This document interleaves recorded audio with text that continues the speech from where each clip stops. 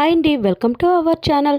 Sankranti holidays కి మా ఊరు వచ్చామని చెప్పాను కదా. మరి మా ఊరు ఆచార సాంప్రదాయాల ప్రకారం భోగి పండుగ ఎలా జరుపుకున్నాం అనేది, అలానే అసలు భోగి పండుగ ఎందుకు జరుపుకుంటారు, ఈ భోగి మంట వల్ల కలిగే ప్రయోజనాలు ఏంటి, ప్రతి ఒక్కటి కూడా మీకు వివరంగా చెప్పడం జరుగుతుంది. ఎక్కడ కూడా స్కిప్ చేయకుండా చివరి వరకు వీడియో అయితే చూసేయండి. మేము ఇంటికి వచ్చేసరికి మా అత్తయ్య గారు అయితే పిల్లల కోసమని బోల్డ్ అని భోగి పిడకలను అయితే రెడీ చేసి ఉంచారు. నిజంగా మా అత్తయ్య గారు ఓపిక అయితే మెచ్చుకోవాలి. ఎందుకంటే ఈ రోజుల్లో ఆవు పేడ తెచ్చి భోగి పిడకలు చేయడం అంటే చాలా కష్టంగా ఫీల్ అవుతారు. ఇలా భోగి పిడకలు చేసిన మా అత్తయ్య గారిని చూస్తుంటే నాకైతే మా నానమ్మే గుర్తుకొచ్చింది. ఎందుకంటే మా చిన్నప్పుడు మా నానమ్మ అయితే మా ఇంట్లో ఎంతమంది పిల్లలు ఉంటే అంతమందికి కూడా ఇలానే భోగి పిడకలు ప్రిపేర్ చేసి దండలు గుచ్చి మరీ ఉంచేది. మేమైతే భోగి పండుగ రోజు ఆ దండలన్నీ కూడా మెడలో వేసుకుని మరీ వెళ్లి భోగి మంటలో వేసేవాళ్ళం అన్నమాట. మేమైతే చిన్నప్పుడు భలే ఎంజాయ్ చేసేవాళ్ళం. మరి మేము ఎంజాయ్ చేసినట్లే మా పిల్లలు కూడా ఎంజాయ్ చేయాలి కదా అనేసి మా అత్తయ్య గారు అయితే ఇన్ని భోగి పిడకలు ప్రిపేర్ చేశారన్నమాట. అయితే మా ఊరు ఆచార సాంప్రదాయం ప్రకారం భోగి మంటలో అబ్బాయిలు కట్టెలు,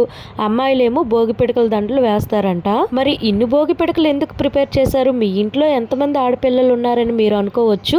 ఇవన్నీ కూడా మా పాప ఒక్కదాని కోసమే. ఈ రోజుల్లో భోగి మంటలో భోగి పిడకలు వేయండిరా బాబో అని విరిగిన ప్లాస్టిక్ చైర్లు, పనికిరాని రబ్బర్ టైర్లే వేస్తున్నారు కానీ ఎవరు భోగి పిడకలు వేస్తున్నారు చెప్పండి. అందుకోసమనే మా ఊరు పెద్ద మనుషులు ఏం చేశారంటే భోగి పిడకల దండల పోటీ అయితే పెట్టారనమాట. ఎవరైతే పెద్ద పెద్ద దండలను గుచ్చుకుని తీసుకొస్తారో వాళ్ళకి గిఫ్ట్స్ కూడా వస్తాయని చెప్పారు. అందుకోసమనే మా పాప ఒక్కదాని కోసమే ఈ దండను అయితే గుచ్చుతున్నాను. కాకపోతే ఇదంతా కూడా నేను ఒక్కదాన్నే గుచ్చలేనని మా అత్తయ్య గారు కూడా వచ్చి జాయిన్ అయ్యారనమాట. ఎలా అయితేనేమి ఇద్దరం రెండు వైపులా కూడా ఒక పెద్ద దండను అయితే ప్రిపేర్ చేసేసాము. ఇక్కడ ఈ భోగి పిడకల దండను చూస్తుంటే నాకైతే మాకే ఫస్ట్ ప్రైజ్ వచ్చినట్లుంది. ఎందుకంటే ఇది చాలా పెద్ద దండ అన్నమాట.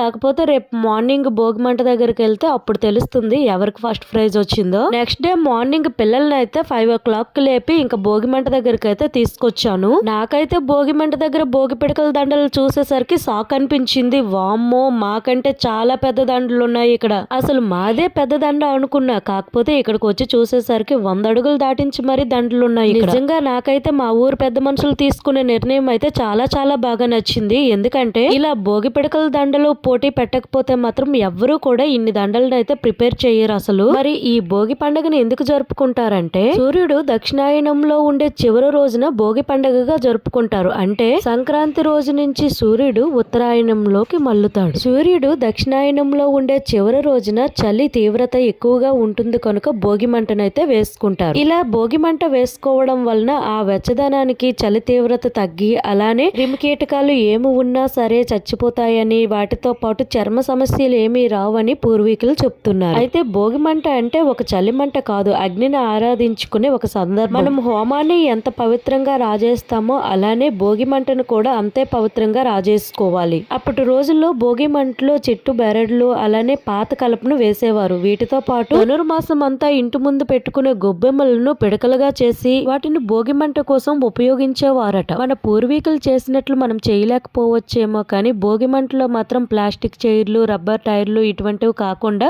ఎండిన కట్టెలు అలానే చిన్న చిన్న భోగి పిడకలు వేసి చేసుకుంటే మంచిదని నా ఉద్దేశం. మరి మా పెద్ద మనుషులు తీసుకునే నిర్ణయం మీకు ఎలా అనిపించిందో కామెంట్ చేయడం మాత్రం మర్చిపోవద్దు. మీకైతే ఈ వీడియో నచ్చిందని అనుకుంటున్నాను. నెక్స్ట్ మరికొన్ని వీడియోలతో మళ్ళీ కలుద్దాం. Thank you for watching.